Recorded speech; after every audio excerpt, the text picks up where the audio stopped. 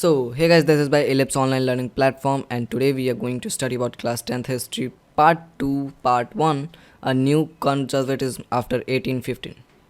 तो इस टॉपिक में ये बताया जाता है कि नेपोलियन के डेथ के बाद 1815 के बाद क्या होता है. Okay, so let's begin. बहुत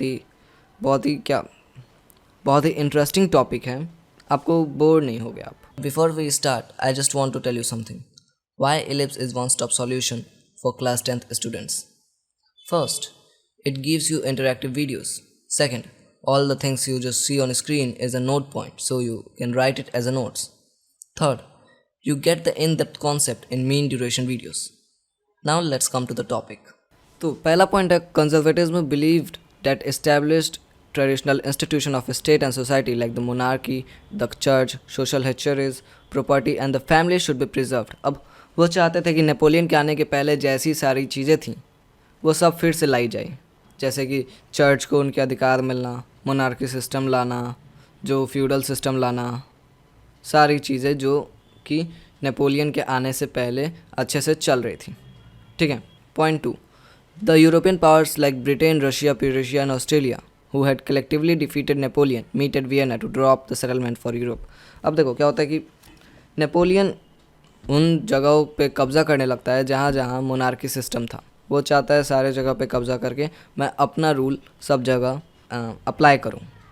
और जब ये सारी देश नोटिस करते हैं कि वो धीरे धीरे करके मोनार्की सिस्टम को हटाया जा रहा है, तो वो सब एकजुट हो जाते हैं और नेपोलियन को हरा देते हैं. क्योंकि अकेले नेपोलियन को हराने की बस की बात नहीं थी, क्योंकि नेपोलियन ज़बरदस्ती लोगों को आर्मी में डाल रहा था, जिसकी उसकी आर्मी बहुत ही पावरफुल हो रही थी, और टैक्सेस ज़्यादा ले रहा था जिससे कि वो अच्छे वेपन्स खरीद सकें. तो उसको अकेले हराना था मुश्किल था, इसलिए सब मिल गए और तब उन्होंने हराया. और फिर जब हरा दिया तो यूरोप के वियना में मिले सेटलमेंट करने के लिए कि क्या क्या चीज़ें बदलेंगी. ठीक है. Now let's move to next point. अब देखो जब वियना में मिले तो उसे ट्रीटी ऑफ वियना ऑफ 1815 कहा जाता है. उसमें जो जो चेंजेस हुए, उसमें जो जो डिसीजंस लिए गए, उसको पॉइंट वाइज बता दूँ तो पहला पॉइंट है, the Bourbon dynasty which has been depose during the French revolution was restored to power. Louis 16 जो थे बॉर्बन डायनेस्टी के थे, वापस लाने का डिसीजन लिया गया. ठीक है.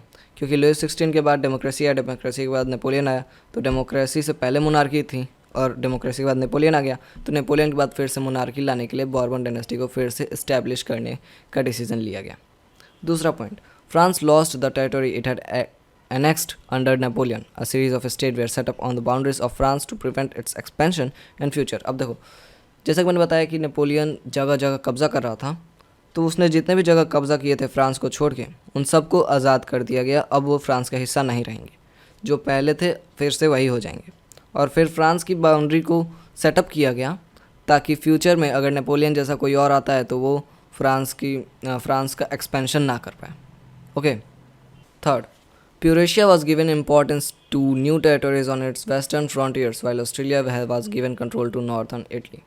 अब देखो, प्यूरेशिया जो कि कब्ज़ा कर लिया था नेपोलियन ने प्यूरेशिया पे, तो उसे क्या किया गया, वेस्टर्न फ्रंटियर्स में से थोड़ा सा टेरिटरी दे दिया गया. ठीक है. जो फ्रांस का था, ठीक है, वो दे दिया गया. और ऑस्ट्रेलिया, ट्रीटी ऑफ वियना में जो 4 देश मिले थे, ब्रिटेन, रशिया, ऑस्ट्रिया, ऐसे, उसमें जो ऑस्ट्रिया के प्राइम मिनिस्टर थे वो लीड कर रहे थे उस ट्रीटी ऑफ वियना में. वो होस्ट टाइप थे. ठीक है. तो क्योंकि वो होस्ट थे इसीलिए उनको भी कुछ नॉर्दर्न इटली का कंट्रोल दिया गया एज अ गिफ्ट, मान लो. Fourth point, Russia was given part of Poland while Prussia was given a portion of Saxony. अब देखो, क्योंकि वो ट्रीटी ऑफ वियना चल रहा था, लोग चाहते थे, क्योंकि नेपोलियन हार चुका था तो अब उन लोगों में थोड़ा लालच आ गया था, तो जो जो नेपोलियन जीता था वो धीरे धीरे लोग अपने देश में ले रहे थे, एक्सपेंशन कर रहे थे अपना. तो उसी में रशिया को पोलैंड का थोड़ा सा पार्ट दे दिया गया और प्यूरेशिया को सैक्सोनी का थोड़ा सा पार्ट दे दिया गया. ये जगह का नाम है. तो यार मैंने यहाँ एक चीज़ नोटिस की और आप लोग इसे डिस्कस्ड मत करना. 5 पॉइंट जो है 3 पॉइंट सेम है, थोड़ा सा मिसप्रिंट टाइप हो चुका है और इसमें 5 ही पॉइंट थे, क्योंकि थोड़ा सा मिसकॉन्सेप्शंस की वजह से ये 5वां पॉइंट हटा नहीं है और 5वें को ही 6ठा बना दिया गया, तो इसको इग्नोर करना. ओके. तो उससे 5th पॉइंट जिसको इसमें 6th दिया गया है वो है, most of them impose censorship laws to control what was said in newspaper, books, plays and songs and reflected in the idea of liberty and freedom associated with French revolution. अब बहुत सारे जगह इसके बाद ट्रीटी ऑफ वियना ऑफ 1815 के बाद बहुत सारे रूलर्स ने अपने देश में, अपने स्टेट्स में, अपने टेरिटरी में सेंसरशिप लॉ लगा दिए। अब वो जो चाहते थे वही न्यूज़पेपर में लिखता था, बुक्स में लिखे जाते थे, वही दिखाए जाते थे, वही उसी के हिसाब से सॉन्ग बनाए जाते थे, मतलब जो भी होता था उनके हिसाब से होता था, जिससे कि आइडिया ऑफ लिबर्टी रिफ्लेक्ट हो सके। तो यार यही था, मैंने बहुत ही शॉर्ट में एग्ज़ाम व्यू से समझा दिया आपको। वेल इससे कुछ ज़्यादा नहीं है, आप ये सारे पॉइंट लिख के आना ट्रीटी ऑफ वियना में, ऑब्वियसली आपको अच्छे मार्क्स मिलेंगे। और जैसे कि आप जानते हो CBSE ओरिएंटेड वीडियोज़ हैं तो उसी हिसाब से बनाए जाएंगे, कोई फालतू की बात नहीं होगी। तो मैं ये नहीं कहने वाला कि ऐसा करो वैसा करो। That's it for today. If you like this video, like, share, subscribe if you want to complete all these chapters like this. Bye.